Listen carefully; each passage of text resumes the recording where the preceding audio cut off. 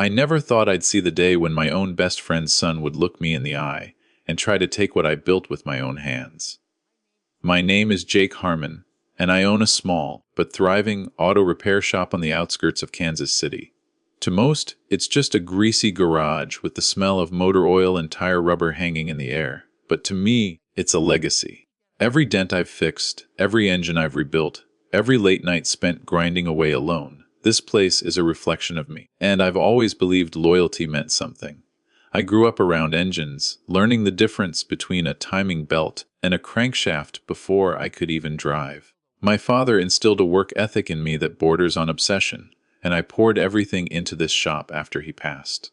I trusted people, though maybe too much. I trusted my best friend Tom, who practically raised me alongside his own children. We shared secrets, laughs, beers after long days, and more than once he called me family. That trust, I now know, was a dangerous mistake. Every morning, the sun hits the shop's front windows just right, illuminating the faded Harmon Auto Repair sign. The smell of hot asphalt and oil grease is comforting in a way no spa or fancy office ever could be. My life is simple, working hard, keeping my shop running, and knowing that at the end of the day, the work I do has value. I'm not rich, but I've carved out stability in a world where that's rare. Yet, beneath the surface, there's a restlessness I never admit to anyone. There's a quiet fear that one wrong person could shatter everything. Maybe it's paranoia, or maybe it's intuition honed by years of struggling to keep what's mine in a business world that eats the weak alive. I don't flaunt my fears. I grind, I fix, I build. And I think that's enough until that day when everything I thought was untouchable started unraveling. The irony is, I never saw it coming. Not from him. Not from Tom's son. And not from the one document that would change everything. It started with a letter. At first, I thought it was a joke, a mediation notice from some fancy lawyer I'd never met. But the moment I read the words, my stomach dropped, and the air in the shop felt suddenly heavier. Tom's son, Ethan, was claiming 40% of my auto shop. 40%. Just like that. He wanted a piece of what I'd built over 20 years, what I'd sweated for through sleepless nights, broken tools, and empty bank accounts. I called Tom immediately, my voice tight with disbelief. "Tom, what the hell is this?" I demanded, slamming the paper on the counter between us. Tom's face went pale. He cleared his throat. "Jakey, it's complicated. Ethan, he has a claim. Something about a partnership agreement you two never signed properly." I stared at him, searching for some hint of the man I thought I knew, the one who had been like a brother, the one who had shared beers, late nights, and secrets. But he looked away, avoided my eyes. That avoidance burned deeper than the letter itself. "You're telling me your son is trying to take my shop?" I said, voice low, trembling with rage. "You knew this was coming?" I didn't think he'd actually do it, I thought. His words faltered. He swallowed hard. "Jake, we all thought it was just mediation. Not that he'd win anything." Mediation. That word sounded innocent, but in my chest, it felt like a coffin lid being lowered over my life's work. I spent that night pacing through the shop, listening to the drip of a leaky faucet and the hum of the neon sign outside. Memories of Tom and me, side by side, fixing engines and joking about the future, collided violently with the reality that his son was now my adversary. The betrayal wasn't just legal, it was deeply personal. Every memory I had of loyalty, of trust, of brotherhood now felt poisoned. And yet, beneath the shock and anger, a flicker of something else sparked a need to fight back, smartly, strategically, and without mercy. By morning, I knew I couldn't let this go. Something about the way Ethan smiled when he spoke of the partnership in mediation told me he was confident, cocky, and dangerously non-RV. He didn't know I was about to pull a move that would leave him questioning everything he thought he owned. I couldn't sleep that night. My mind kept replaying Ethan's smug grin, Tom's downcast eyes, and that damned letter in my hands. Every corner of my shop, the smell of grease, the sound of wrenches clinking, the faded posters of old cars I'd restored, suddenly felt tainted. I had built this life from nothing, and now I was supposed to share it with a kid who barely knew what it meant to earn it. I sat in my office, the dim fluorescent light buzzing above, and stared at the stacks of invoices, ledgers, and contracts I'd kept meticulously over the years. Each page was a testament to late nights, to sacrifices, to trust that I thought had meaning. But what good was trust now? Ethan wanted my work, my sweat, my legacy, and worse, Tom had stayed silent too long, letting this seed of betrayal grow in secret. Anger gnawed at me, sharp and hot. I imagined confronting Ethan, screaming at him, ripping him apart with words that would leave him crumpled and humiliated. But deep down, I knew rage alone wouldn't win. Rash decisions would only make me look desperate, weak, or worse, give him the leverage he already sought. I leaned back in my chair, hands pressed to my temples. Memories of growing up with Tom flooded my mind. The nights we stayed after closing, repairing engines, talking about our dreams. The way he used to call me his brother by choice. And now, all of that history felt like sand slipping through my fingers, leaving only the H of betrayal. Doubt crept in, whispering poisonous questions. Am I overreacting? Maybe there's something I missed, a clause I overlooked, a paper misfiled. Maybe he's right. The voice of fear is subtle but persuasive, and for a moment, it made me consider giving in just to preserve some semblance of peace. But that peace would be a lie. It would be a surrender of everything I'd fought for. I realized that the battle ahead wasn't just about the shop, it was about my sense of self. Could I forgive? Could I move on? Could I let someone take what was mine simply because the law, or arrogance, gave them the opportunity? The answer came slowly, like a shadow stretching across the floor. No, I couldn't. I wouldn't. In that dim office, surrounded by the ghosts of all I'd built, a single thought solidified: this wasn't about revenge for revenge's sake. It was about justice, strategy, and reclaiming what was stolen, one calculated move at a time. I spent days alone, hiding in the back office, surrounded by ledgers, invoices, and every scrap of paper I'd ever signed. I wasn't just preparing a defense, I was preparing a counterstrike. Every detail mattered. Every oversight Ethan, or his lawyers, might exploit became a weapon I could turn against him. I traced every transaction, every partnership note, every agreement that had ever passed between Tom, Ethan, and me. The deeper I dug, the more confident I became. There was a pattern, a careless overconfidence from Ethan, and a blind trust from my old friend that left gaps wide enough to drive a truck through. I smiled grimly.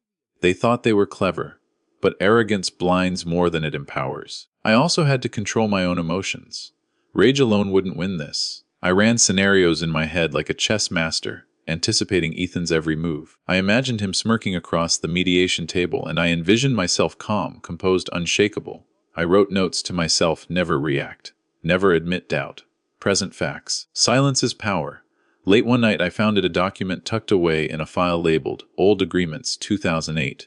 It was a single sheet of paper, signed by both Tom and me before Ethan was even thinking about the shop. It clearly stated that the business was solely mine and that any interest claimed by family members would be invalid without explicit written consent.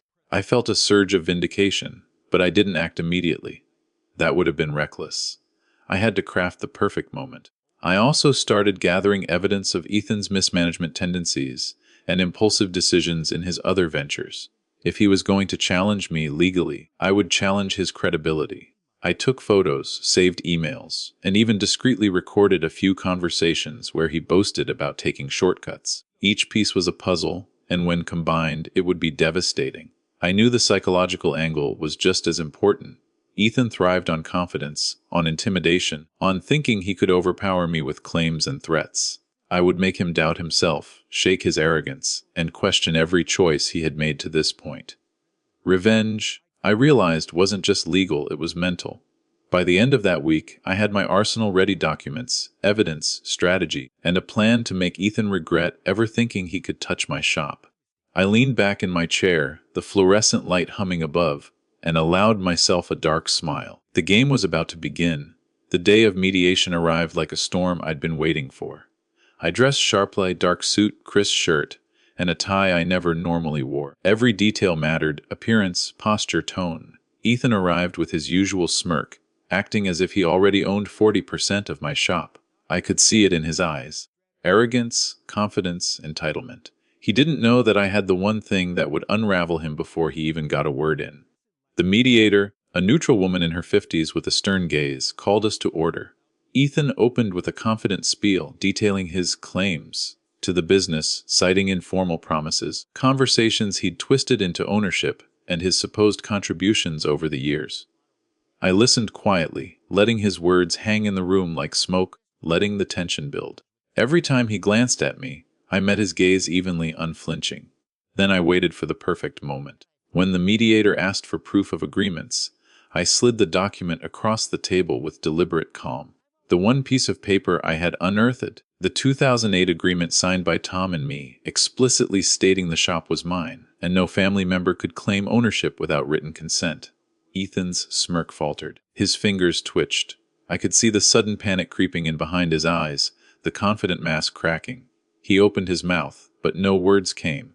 He flipped the document, scanning it desperately, hoping somehow it was irrelevant or that a loophole existed. There wasn't. I remained calm, even polite, explaining only what was necessary. This document clearly states the terms agreed upon before any of this confusion, I said evenly. There's no room for interpretation. Ownership remains solely mine. The mediator read it carefully, then looked at Ethan. This seems clear and binding, she said. Ethan's face went pale, his earlier arrogance evaporating like smoke. He stammered, tried to argue points that didn't exist, twisted stories that didn't hold. Every attempt only highlighted his desperation. By the time the session ended, Ethan had retreated into silence. The first strike had landed. The power balance had shifted. And as I left the building, I felt a rush, not a victory, but a validation. For the first time since opening the shop, I felt that trust, betrayal, and preparation had finally coalesced into control. But I knew this was only the beginning. One document had given me the upper hand, but Ethan wouldn't let it go so easily. He would regroup, push back, test my limits.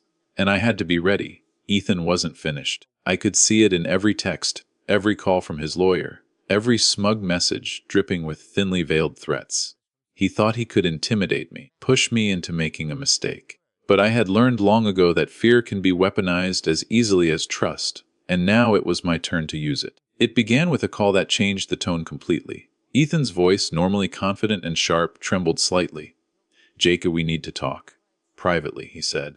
I agreed, but I set the terms. Meeting at the shop after hours.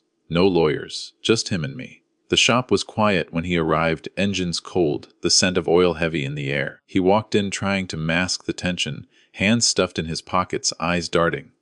"I don't understand how you found that document," he said, almost whispering. I thought I had a solid claim. I leaned against the workbench, arms crossed, letting silence stretch. The old Ethan would have filled the space with bluster. The new Ethan, the one I wanted to see, squirmed in uncertainty. "Confidence is a dangerous thing," I said finally, voice low, deliberate. "You built your claim on assumptions, on twisted memories of conversations, on arrogance. I built mine on proof, on reality." He swallowed hard. You're ruthless," he muttered, almost a warning. "No," I replied. "I'm calculated. I protect what's mine. And I don't forgive betrayal lightly." My gaze locked on his, and for a moment, the cocky veneer shattered entirely. He realized the fight he thought he'd won was already lost in his mind. Then came the final blow, not legal, not even physical, but psychological. I walked him through every email, every text, every misstep he'd made since the mediation began. Each point landed like a hammer strike, and with every detail, his confidence bled away. He tried to argue, to claim coincidence, luck, misinterpretation, but it was futile. By the time he left the shop, the night heavy around him, I could see the weight of reality pressing down. The smug boy who thought he could steal from me was gone, replaced by someone shaken, doubting himself, questioning every decision he'd made. And as I locked the doors behind him, I allowed a single thought to settle in my mind. Revenge isn't about destruction.